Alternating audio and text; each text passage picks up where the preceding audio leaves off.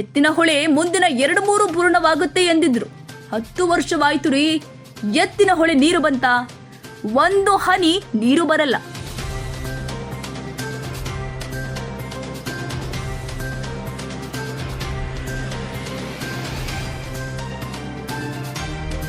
ಕಾಂಗ್ರೆಸ್ ಸರ್ಕಾರ ಕೊಳಚೆ ನೀರು ಕಟ್ಕೊಂಡು ಬರ್ತಾ ಇದೆ. ಈ ಸರ್ಕಾರದ ನಡವಳಿಕೆ ಗಮನಿಸಿ ರಾಜ್ಯಕ್ಕೆ ಆಗಿರುವ ಅನ್ಯಾಯ ಸರಿಪಡಿಸಲು ಮೈತ್ರಿ ನಿರ್ಧಾರವಾಗಿದೆ.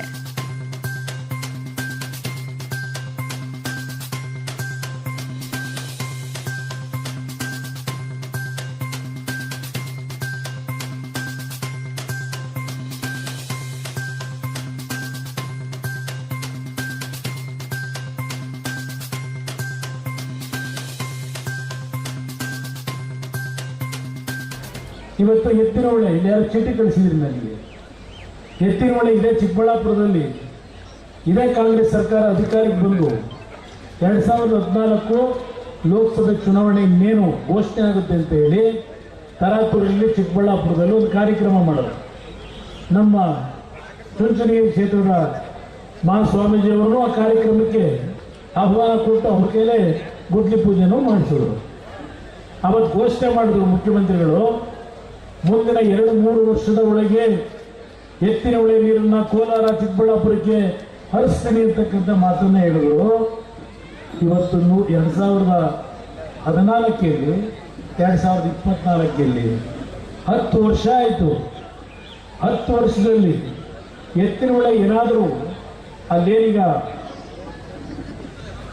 ಹರಿಯತಕ್ಕಂಥ ಒಂದು ಜಾಗ ಏನಿದೆ ಸಕಲೇಶ್ಪುರದ ಹತ್ರ, ಕೆಂಪು ಹೊಳೆ, ಇನ್ನೊಂದು ನಮ್ಮ ಕಾಡು ಮನೆ ಪಕ್ಕ ಇಲ್ಲ, ಅಲ್ಲಿಂದ ಏನೋ ಒಂದು ತೊಟ್ಟು ನೀರಿನ ಕಡೆ ಬಂತು. 10 ವರ್ಷ ಆಯ್ತಲ್ಲ. ಇನ್ನು 10 ವರ್ಷ ಆದರೂ ಇವ್ರ ಕೈ ತರಕ್ಕಾಗಲ್ಲ, ನನಗೆ ಗೊತ್ತಿದೆ. ಆದರೆ ಇವು ಎತ್ತಿನಹೊಳೆ ಹೆಸರಿನಲ್ಲಿ ನಮ್ಮ ರೈತರುಗಳಿಗೆ ದೋಖ ಹಾಕಿ ಅದನ್ನ ಆ ಪ್ರಾಜೆಕ್ಟ್ನ ಹಾಲು ಕರಿಯ ಒಳ್ಳೆ ಹಸು ಅಂತೇಳಿ ದಿನ ಹಾಲು ಕರ್ಕೊಂಡು ಕೂತವ್ರೆ, ಜೋಬ್ ತುಂಬಿಸ್ಕೊತಾವ್ರೆ. ಅಲ್ಲಿ ನೀರು ಕಡೆಗೆ ಬರಲೇ ಇಲ್ಲ, ಕೋಲಾರಕ್ಕೂ ಚಿಕ್ಕಬಳ್ಳಾಪುರಕ್ಕೂ ಬರಲೇ ಇಲ್ಲ. ಇನ್ನೊಂದು ಅದರಿಂದ ಬೆಂಗಳೂರು ಕೊಳಚೆ ನೀರು ಕೊಟ್ಕೊಂಡು ಏನು ಮುಂದಕ್ಕೆ ನಿಮ್ಮ ಪರಿಸ್ಥಿತಿ ಎಲ್ಲಿಗೆ ಬರೋದು ಗೊತ್ತಿಲ್ಲ ನನಗೆ. ಅದನ್ನು ಟರ್ಷಿಯರಿ ಇದು ಮಾಡದೇ ಇದ್ರೆ ಅದು ನಿಮ್ಮ ಜೀವಕ್ಕೆ ಅಪಾಯ ತಂದು ಕೊಡ್ತಾ ಇದೆ. ಇದು ಇರ್ತಕ್ಕಂಥ ಈ ಸರ್ಕಾರಗಳ ನಡವಳಿಕೆ ಏನಿದೆ ಇದೆಲ್ಲವನ್ನ ಗಮನಿಸೇ ಇವತ್ತು ಮತ್ತೆ ನರೇಂದ್ರ ಮೋದಿ ಅವರೇ ಈ ದೇಶದ ಪ್ರಧಾನಮಂತ್ರಿ ಆಗ್ತಾರೆ ಅಂತಕ್ಕಂಥ ಒಂದು ವಾತಾವರಣ ಏನಿದೆ.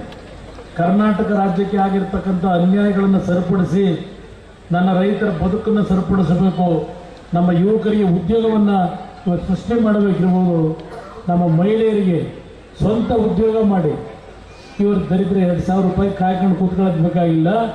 ನೀವು ಇನ್ನು ನಿಮ್ಮ ಪಕ್ಕದ ಮನೆಯಲ್ಲಿ ಕಷ್ಟ ಅಂದವರಿಗೆ ಕೈ ಎತ್ತಿ ನೀವು 5,000 ಕೊಡ್ತಕ್ಕಂಥ ಆರ್ಥಿಕ ಶಕ್ತಿ ನಿಮಗೆ ಬೆಳೆಸ್ಕೊಡ್ಬೇಕು ಅನ್ನೋದು ಇವತ್ತು ಮೈತ್ರಿಯ ಒಂದು ಉದ್ದೇಶ ಇಟ್ಕೊಂಡಿರ್ತಕ್ಕಂಥದ್ದು.